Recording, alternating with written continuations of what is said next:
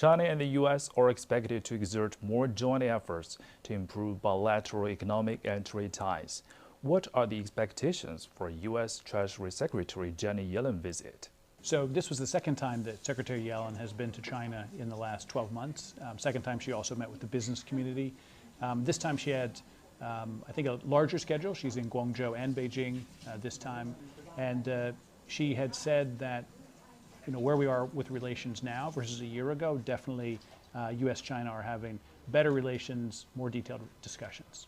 One of the things that's happened in the last year was that U.S.-China have set up a number of dialogue mechanisms.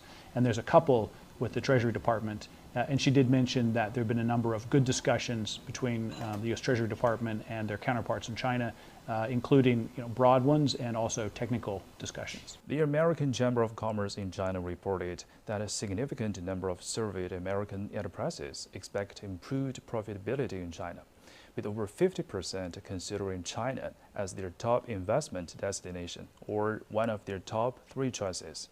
So what are your observations? Right. So, many of the world's most advanced manufacturing goes through China. So China continues to be a place where U.S. companies have invested long term, and they continue to see success in terms of global supply chains and manufacturing. But certainly, climate is an area where U.S. and China can cooperate. It's very important. We're sort of the 2 world's largest economies, also 2 of the largest carbon emitters. So we need to work together to make sure that we're also tackling climate change. And if other countries see the U.S. and China take seriously commitments there, then that will, number one, it'll move the needle, but 2, will also lead the way for others to follow our example.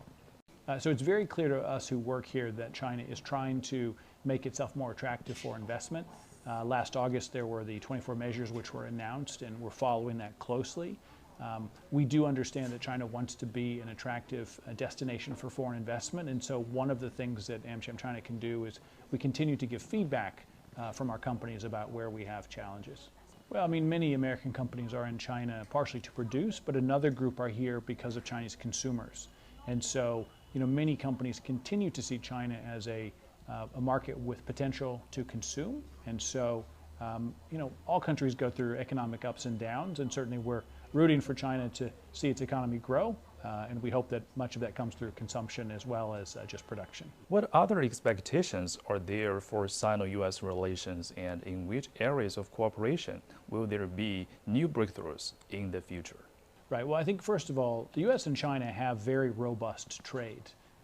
Each of them is a very significant trade partner for the other, so there's plenty for us to gain through two-way trade in both directions. Also, there are a number of issues that the U.S. and China are critical for the globe in terms of climate and other issues where if the U.S. and China don't cooperate, no one can make progress.